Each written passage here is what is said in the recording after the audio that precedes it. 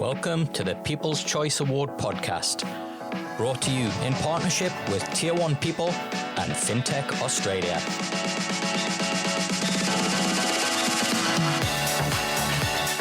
The Finnies, Australia's largest and most prestigious fintech awards, are fast approaching, and we want you to be part of it. Sponsored by the Victorian Government and major partners Vocus and SwiftX, the Finnies are a chance to celebrate the amazing people, incredible innovations, and remarkable resilience that the fintech industry is known for and built upon.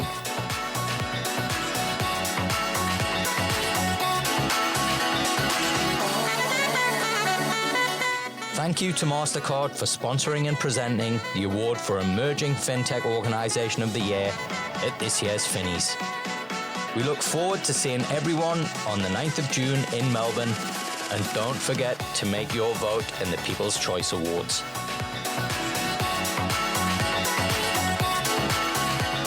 I'm joined by Dean Fraser, who's the CEO and co-founder of Brickfloor. Dean, it's your second year in the Emerging FinTech of the Year category. Well done. Oh, thank you very much, Dexter. We almost can't believe it, but we're sort of very proud and privileged to be here again. Yeah, and again, amongst great company, if anything, the competition just seems to get stronger every year. No, it certainly does. There's a lot of great businesses out there doing some great things. So we're really proud to be amongst some great finalists.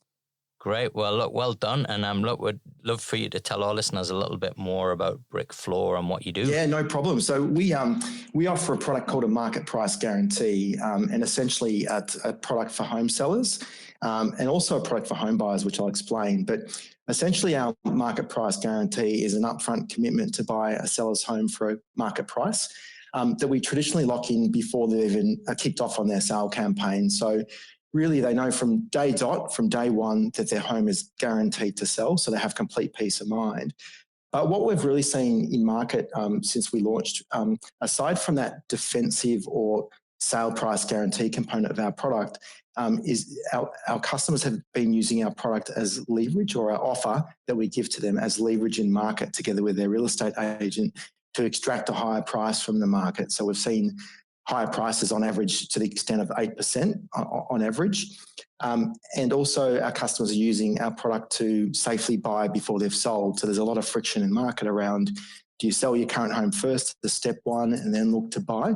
Or do you buy your next home first and then sell? When that dilemma has been with us for decades and decades, and we're seeing our customers change their behaviour through buying first, with confidence, knowing that their current home is guaranteed to sell through Brickfloor's home price guarantee. So we basically lock in an offer on a home, and then the seller has a commitment from us for a period of 90 days. They can then take their home to the market and work with their agent to try to extract a higher price. And if there's no higher price out there, we step in and we buy that home and we put it into our property fund.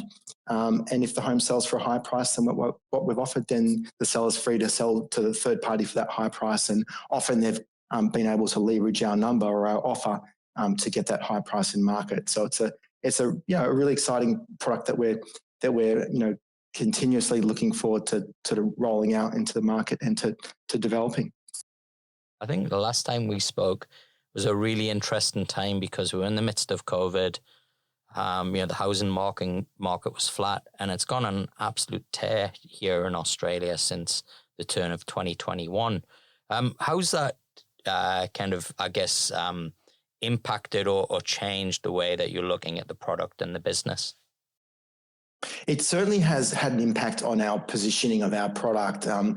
And what we discovered, as I briefly tapped on just before, was that in a really volatile and weak market, the positioning and the articulation of the product around it being a home sale insurance and a sale guarantee was something that really resonated.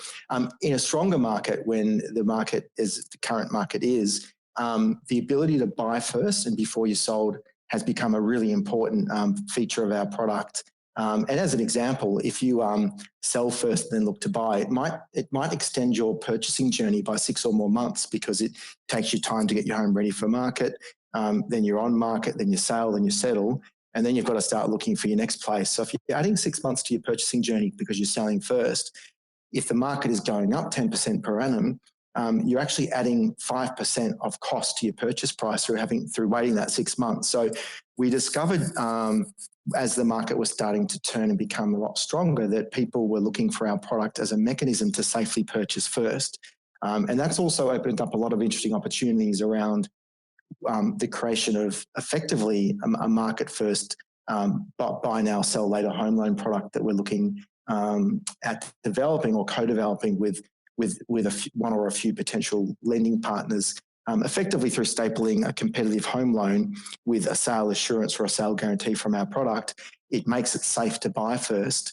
And based on our research of the market, 88% of buyers would prefer to buy first if it was safe to do so, but only very few are actually taking the plunge and buying first. They're typically selling first, and then they're out of a rising property market. They're having to move into temporary accommodation. So there's a lot of issues with selling first. But we've certainly noticed in this sort of the change in the market sentiment that, the positioning and the ability for our product to help someone buy first with safety, and also the ability for our product to be used as leverage, or our offer to be used as leverage to extract a higher price from the market. And when we look back at all of the customers we've had, and we see where their initial offer was versus where the final sale price for the home was, and we can see that the agent has leveraged our product to get that higher price. On average, sales have got an 8% higher sale price. So we now much more focus on the sword, if you like, element of our product, being sale price leverage and buying before you've sold, as well as we always mention the key plank around sort of having a safety net and certainty and peace of mind for your current sale process. But certainly the market does kind of change, and you do realise that different features of your product are resonating in different ways depending on the market conditions. And I think fortunately for us, the product has been quite strong in both markets in terms of its appeal. Well, you know what? We've just bought the dream home, and the reason we got it wasn't because we put in the biggest offer, but because we give an extended settlement date to the vendor. So I'm just really glad that they never heard about your product when we were going through the process, Dean. No, I'm glad you got that one away. That's fine. I'm happy to miss that one. I think we'll be the last. I think we'll be the last people ever to do that. So look, I want to go back to the origins of the idea, because I mean it's such a no-brainer, right? What you're doing, and yet how only now if you've got no competition, nobody else is doing this. How did you get the idea in the first place, and how did you go about getting it off the ground? Yeah, well, it really came to me sort of during my my investment banking days. So I was originally a lawyer, and then I moved into investment banking. And I think through that investment banking experience, you could quite clearly see that a lot of companies were looking to raise capital in the market, and they'd pay decent amounts of money to Goldman Sachs, Macquarie, UBS, and those sorts of financial institutions to underwrite the share issue for that company. And it gave the company certainty of issue price, certainty of issue timing, and certainty of the amount of capital that they're going to raise. And the companies would pay 5% or thereabouts to the underwriters. And so those sorts of certainty of sale timing, outcome, and sale price, I felt at the time was something that would apply very neatly into the residential property landscape, given that in a way it's almost a more stressful situation than raising capital for a company. As a CEO of a company, yes, it's stressful raising capital, but ultimately it's not necessarily, in some cases it is, but it's not necessarily all of your financial wealth or most of your financial wealth tied to that outcome. It can be in a startup context, obviously, but less so in those big corporates. And obviously then when you think about residential property, and you're selling a home, for that person, it's almost like a lottery moment for them. It's either going to go really well or it could go really quite poorly. And there's a super amount of stress, and it's up there with the top 3 most stressful experiences in one's life, I think, behind death and divorce. So it just made sense that underwriting, that concept, should apply to residential property. And then it was a matter of we did some market research initially around appetite for the product, and it came back really quite strong. And I thought, well, okay, there's probably something in it. And then it was a matter of pitching it to a few people. You're always quite protective of your idea at the time because it wasn't out in the market, obviously, at that time. This is probably 4 or 5 years ago. And I pitched it to Matthew Quinn, who was the CEO of Stocklands for about 13 years. And he was like, wow, I think this is fantastic. And he also said, I think it has application not only to established housing, but also to builders and developers who are kind of like looking to get 80% pre-sales. You could take part of their book, get them racing and drawing down on their capital to then sort of develop their whatever they're developing, and so they can make their return and move on. So he loved it, and I thought, well, he's a super smart guy in the residential property space. You don't be, CEO of a group like Stocklands for 13 years unless you're really, really good. And he loved the product, so he eventually, or soon after, became involved as an advisory panel member, and then it kind of all went from there. We then started preparing sort of a bit more around the business model and presentations and going out to investors, and ultimately we got sort of two really strong, high quality investors into the business initially, and then it was sort of all guns a blazing. So we spoke probably about 9 months back. How's Brickfloor evolved since then in terms of customers and growth? Have you seen much growth in that respect? To be totally honest, it's been a really challenging period. COVID for us picked up a bunch of homes just as COVID was hitting. So we priced them before COVID. COVID hit, the market shut down.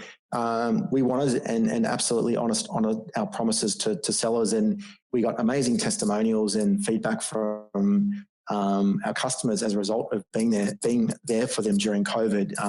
And some of the feedback it still sort of sticks in my mind. One customer saying that we'd secured his future, and things like that were really, really positive. We did go through a pause because there was a long period of time when it was really difficult to price homes with precision. So we didn't know whether $1 million home was still worth $1 million, or was it worth $950, or was it worth $900, because the comparable home sales that we would often look at might have been 3 or 6 months old, and yet COVID had shut the market down. So there was a time and we're still going through it at the moment, where we decided to just press the pause button for a moment, look at ways of going through a bigger and better capital raise process for the business, which we've now kicked off, and we're towards the sort of final end of that capital raising process. So that's really exciting. And, as you know, like until the money's in the bank, you're always quite nervous until it's actually over the line. But we also use the time really to, we kind of saw that we had two, what we felt like were great products, a market price guarantee or a home price guarantee product for home sellers, and a property fund that was a really exciting and interesting and high-performing property fund. And what we saw was that there was an opportunity to create, essentially using the same two key products, but to kind of slightly pivot or tweak them to create different types of products. So one being the one that I mentioned, which was a market first, buy now, sell later home loan product that lets you buy and settle first and then sell, which is what 88% of the market want to do. But they don't do it at the moment because it's risky to buy first, because who knows what your current home is going to sell for and whether it's going to sell and how long it takes to sell. So we remove all of that risk and let you buy first with confidence. So it's really, we've really taken the time to think about our kind of two key products, the B2C market price guarantee and the fund, and work out how can they be slightly repositioned if we want to really capture the market. And certainly the buy first home loan product is something that we're finding really exciting, and it's using our core technology around the market price guarantee and the data that we collect about the home and how we price homes. And then on the fund side, we think there's some really interesting opportunities that we're currently exploring around solving a really big problem area through our fund, which is first home deposit saving. And so we've got a property fund now that has two large institutional investors in it. We think that fund should be opened up to millennials, as an example, so that they can save faster for a home deposit, because the stats are quite interesting. Like 80% of the market who are millennials are saving for a first home deposit. Of those savers, 84% are saving via cash at bank and basically earning 0.5% per annum or less. So they're going massively backwards against the property market they're trying to buy into. So we've got this great little property fund that's a portfolio of great Aussie homes. If millennials can tap into that as a way of getting immediate exposure to the asset class they're trying to buy into, they're correlated, they're saving faster, they're buying sooner. That's that is a slight pivot on what we were traditionally thinking of getting, how we position our fund, but we think there's a really big opportunity there. So, I mean, growth is sort of an interesting concept because we've taken time to kind of get the product right. We wanted to learn as much as possible from home sellers before going out aggressively into market. We're also a little bit limited because, you have to have a big balance sheet to buy homes with our product. And so we've kind of taken time to kind of get the positioning right and to learn as much as possible. And now really our next phase of our life is about growth, and it's subject to kind of getting the balance sheet right for the property fund, but we're pretty confident we'll get there. Brilliant. Well, look, I mean, the awards are all about celebrating the people, the innovation, and the resilience, that we see in the industry time and time again.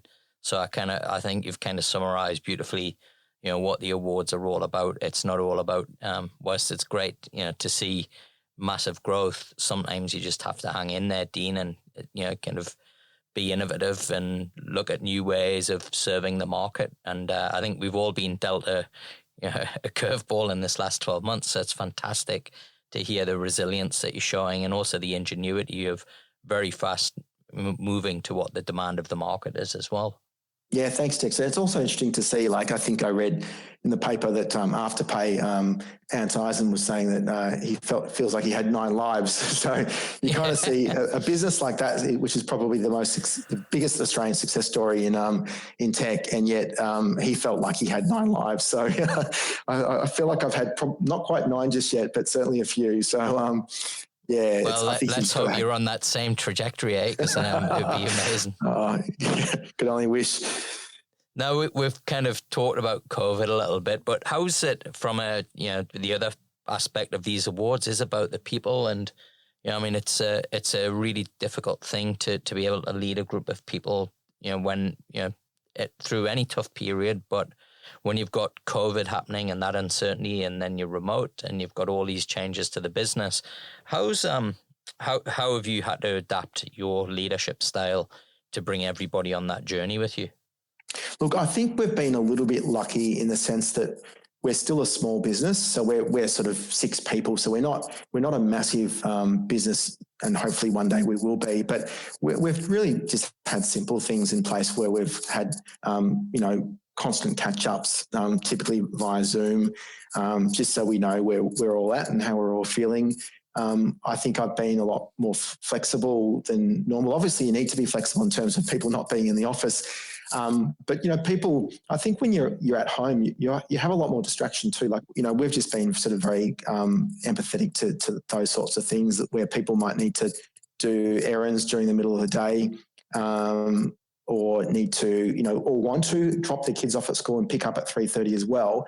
That's been a lot more prevalent for us, because I think traditionally when someone's working from an office, they might not be feeling like that they're able to do that. But now that they're working from home, they're thinking, well, hang on, I can actually pick the kids up. And so just giving people more flexibility around doing things like that, whatever it may be. And, if you've got a good team, which we have, then you know that it swings and roundabouts, right? That you get you build some loyalty, and people will give back, and you give them some flexibility as well. So I think it's been pretty simple stuff for us. I think if it was a much bigger team, if we had 50 or 100 people, then it would have been, more challenging for us. But I think it's just been the simple things of really, really sort of constant engagement with people and constant feedback, two-way feedback, and then just giving flexibility because people need it, I think, in this environment.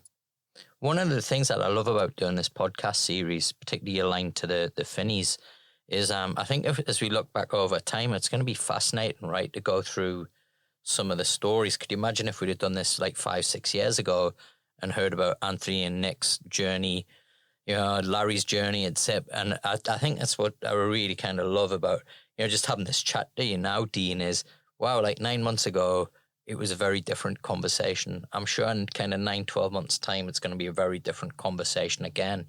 And it's just amazing to hear about, all the things that you've had to do, you've had to tackle, and how you've had to move and just, evolve and adapt to making the business work. I think it's such a great lesson for anybody who's out there listening to this episode. Yeah, thank you, Dexter. And it's never a straight line, is it? I think with any job, but certainly with a startup, you kind of, I mean, I remember probably for a period of 2 months, I felt like every morning I was going to throw up because it was like, what's going to happen here? This is kind of a hairy situation. And it was COVID and there was all this other stuff going on. And it was super stressful. And then, and you just have to hang in there, don't you? And I think a lot of people say that 90% of the reason why some people are really successful, yes, they've had a good idea, but they've just hung in there, and eventually the timing has been right and it's worked out, and it's and then you're a genius, right? And everybody wants to speak to you, and it's everybody hangs on every word you say, and you feel such a fraud, right? Because you're like, well, actually, I've kind of I kind of didn't really know what I was doing at the start, and I kind of thought I had something good, but I wasn't exactly sure, and I had all these skill gaps and weaknesses, and I made mistakes, and probably investors thought I was hopeless and all that sort of stuff. But eventually, I think eventually, like, we all make mistakes, and we all don't know exactly what we're doing the first time. I mean, everyone's a first time. When you're a first time CEO, you're a first time CEO. You don't really know. You don't know everything, right? So I think that's. People might forget that sometimes, but look, I think it's one of the hardest things about being a founder, right? Is let's face it, that to go out there and start a business and take on that kind of risk, you've got to have an ego to do that, and I think that's one of the biggest challenges we see is for a founder to step back and say, hey, I'm actually not the expert here. I don't know everything, and I need to let other people take charge.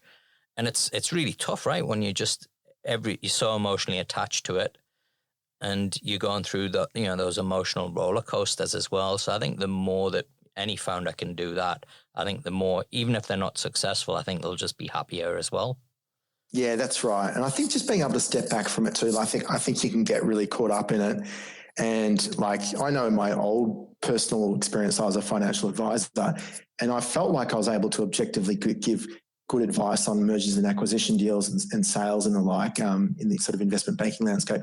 But then when it's your own business and you're in the middle of it and things are not going exactly right, and my wife was a better advisor to me than I was to myself at some times, because I was just so immersed in it, and I couldn't. It was hard to step back. But I think I think there's a lot to be said for things like coaching too around that area, like not only having great people around you, but then having like a coach, a business coach or a mentor or something like that. Like, it's hard. I don't think everyone's had necessarily a mentor in their life, and I don't really feel like I've had one, but I've now got a business coach as an example to kind of help me in those sort of tricky situations. And obviously you've got the team as well who gives you feedback and insights as well. But sometimes it's, you might not get the answer that you're looking for from the team, whereas you can get it from someone who's there to kind of hold you to account and keep you honest and make sure you're making the right. Yeah. I think as a leader as well, right? Particularly a founder or a CEO, everybody talks about being vulnerable, but look, I mean, it's your job as well to shield your people from a lot of the stuff that you have to deal with, right? And it's very hard to be completely vulnerable and transparent and keep everybody motivated at the same time. So I really I feel oftentimes when I catch up with a founder or a CEO for a coffee, it's like I'm the agony aunt, right? And I'm the only person that they can tell, because they can't tell the board or the advisors. They can't tell the people below them. And so it's, this kind of big, like release of, you'll not believe what's happened. So I think it's you describe what I think is really, I think a fundamental key to success. And it is getting, that confidant that you can have where, they're not attached to the business. They've not gotten invested, or they're not invested in the business as well, where they can just be objective with you. Yeah, spot on, Dexter. I totally agree. Now we're coming up to the close, Dean, and this is people's choice. And I guess, look, my kind of last, the last kind of words that I'd love for you to share would be really why, you think that people should vote for Brickfloor and the kind of impact that you're having here in Australia as well. Yeah, well, thanks for the last little opportunity. I think we have a totally unique product in market that no one else has anything similar in terms of a market price guarantee for a home seller's home. we're certainly having a massive influence on our customers' lives and well-being, them describing the product as, a revelation, a game changer, or securing their future. So we know we can deliver a really strong outcome for sellers. We're also changing behaviour around people, whether they sell or buy first. So we're helping people buy first so they know where they're going before they sell. So it's good to see that we're starting to change behaviour of consumers, which is something that's sort of really exciting for me. And I think I would imagine there's a lot less stressful people around as well. Eh? Yeah, absolutely. A lot less stress and sort of more financially secure as a result. The impact area is really important for us, and I haven't really touched on it, but part of our property fund holdings, we intend to allocate 20% of our homes in our fund to affordable rentals for those in need. So we're thinking women who have been the victim of abuse, have 2 or 3 kids, they haven't had a job for 10 years or more, and they want to live close to their school zone, for example. And so having part of our fund that is half price rentals for those in need is a really important part of our sort of philosophy and vision for that property fund. We still want the property fund to generate strong returns. That's still key, but we think we can do it in a way where we are allocating and sort of reducing some of our rental for a proportion of the homes in the fund. I guess the final thing is, I think, we think there's some really big problem spaces that our foundation products of the fund and the market price guarantee can solve around first home deposit saving. That's a massive issue. I think you'll have people, millennials, who have been fortunate through either inheritance or being able to get on the property ladder through their own means, who will be sitting on, $4 or $5 million homes in sort of 10 or 20 years' time. And then you'll have people who were never able to get on the property ladder and won't have a home and won't have that sort of asset, and will be their ability to live in retirement will be impacted. So I think that disparity is something that is going to be really stark in the future unless things are done about it. So we think having a home deposit saver product through our fund is a really great way to get millennials saving faster, not taking them 10 years to get into their first home, but hopefully much faster than that through having exposure to residential property and saving quicker. So a lot of exciting new product development on the horizon that use our base market price guaranteed product in our fund. That's probably it in sum, Dexter. Excellent. Well, Dean, it's been really great to catch up with you and hear about all the progress you're making. We wish you and the team at Brickfloor all the best in the finals, regardless of the outcome. Just, what a great job to kind of make it 2 years in a row. Oh, awesome, Dexter. Thank you so much for your support. I think for startups like ours, having industry bodies supporting events like this and awards, I think it gives a lot of credibility to startups, because often there's a real challenge around trust and credibility in the market when you launch. And if you've got recognition through being a finalist or winning an award, it's super powerful. You put it on your website, you put it on your email sign-offs, you put it everywhere, and it gives the market confidence that that the product is real and the people are real, and it is potentially a good product to use. So really appreciate your support. Thank you to MasterCard for sponsoring and presenting the award for Emerging FinTech Organisation of the Year at this year's Finnies.